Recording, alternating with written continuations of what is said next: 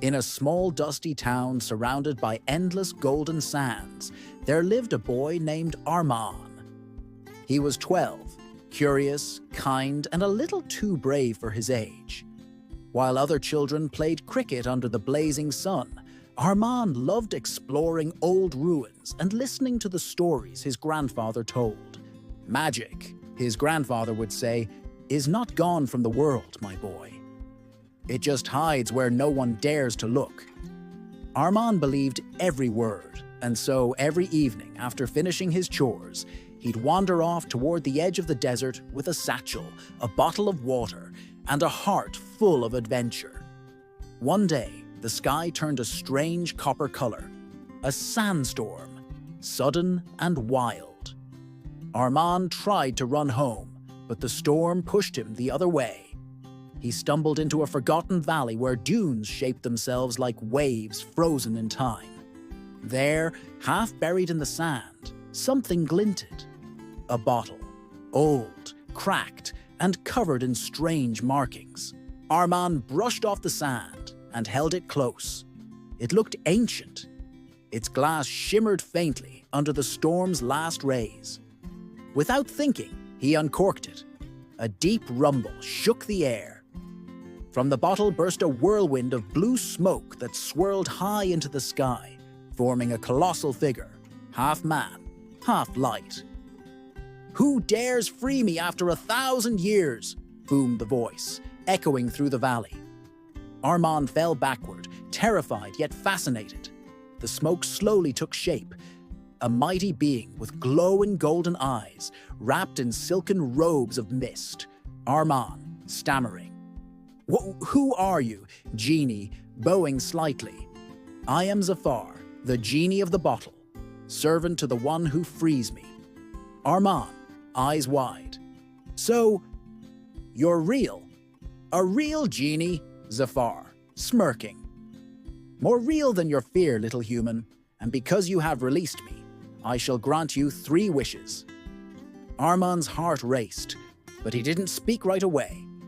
"Arman, if I get 3 wishes, then my first wish is that our town never runs out of water again."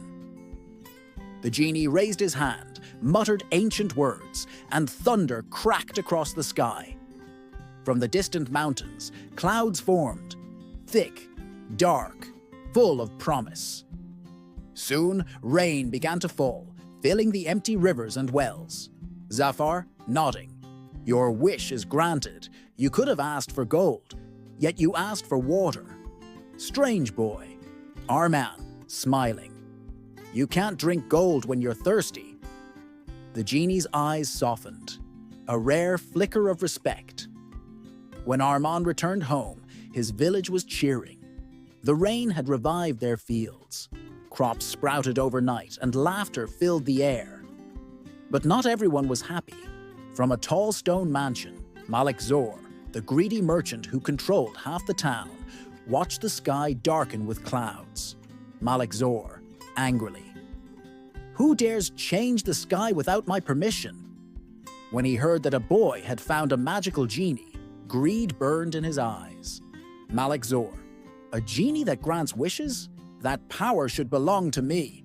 That night, as Arman sat by his window staring at the stars, the genie appeared again. "Zafar, you still have 2 wishes, young master." Arman, thinking. "Because wishes are powerful, and I don't want to waste them." Zafar, smiling slightly. "Wisdom and patience, rare gifts for a child." Suddenly, loud voices echoed outside. Malik Zor, "Where is the bottle, boy? Hand it over." Arman, standing firm. "It's not for greed, it's for good." Malik Zor laughed cruelly. As his guards reached for Arman, the genie appeared, glowing with fierce light. Zafar, thundering, "Touch my master, and your souls will turn to dust." The guards fell back in terror. Malik Zor, "Let's see how brave you are when the boy's gone." He threw a burning torch into Arman's home. Flames rose high. Arman, crying, "Stop!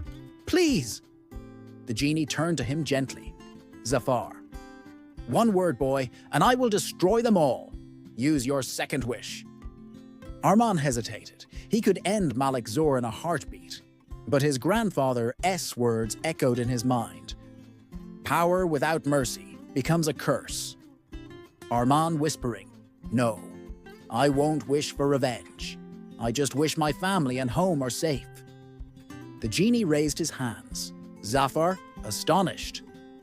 "You saved others instead of punishing the wicked." Armand, quietly, "That's what makes us human." But Malik Zor was cunning. While the genie was distracted saving Armand's family, he crept forward and snatched the bottle from the sand. Malik Zor, laughing, "Now you serve me, genie. I am your master." The genie's form flickered. "The one who holds the bottle commands me," he said, his voice heavy with sorrow. Malik Zor's grin widened. "I wish," he said, "to be the richest and most powerful man in the world." With a thunderous flash, mountains of gold appeared around him. But Zafar's eyes glowed faintly blue. There was a twist in the magic. Zafar, quietly, "So it shall be. But beware. Power without heart brings its own cage." Days turned into weeks. Malik Zor sat on a throne of gold, but no one smiled. His greed poisoned everything. The rivers dried again because he taxed the people. The fields wilted because no one dared work under his cruelty. And soon, Malik Zor realized, though he had all the gold in the world, he was trapped in his palace by his own fear. Malik Zor, furious. "Genie!" Zafar, "As you wish." And in that moment, Malik Zor's golden palace turned to a cage, one that no magic could undo. Zafar, coldly, "Now you are feared, for your greed has imprisoned you." The bottle fell from his trembling hand and rolled away, right into the desert wind. Armand found the bottle again, near the riverbank where he had first discovered it. The genie appeared, weary, ancient, and sad. "Zafar, your final wish remains. Choose wisely, young one."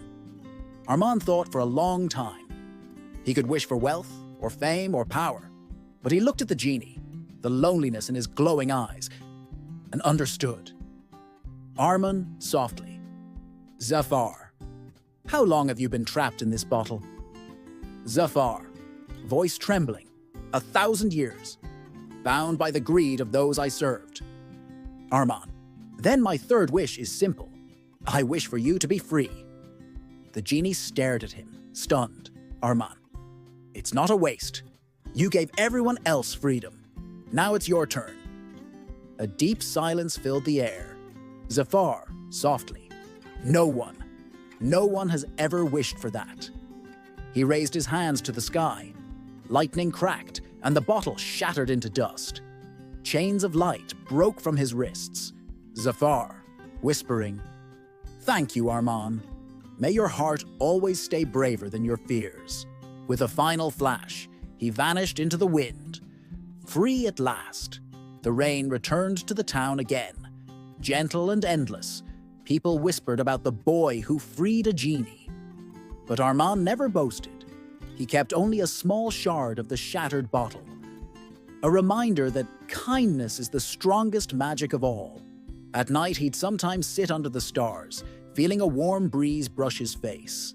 And somewhere in that wind, he could still hear a deep, gentle voice say, "I am free because you were brave." Moral of the story: true bravery isn't in fighting for power. It is in choosing kindness when you could choose revenge. And sometimes, the greatest wish you can make is for someone else's freedom.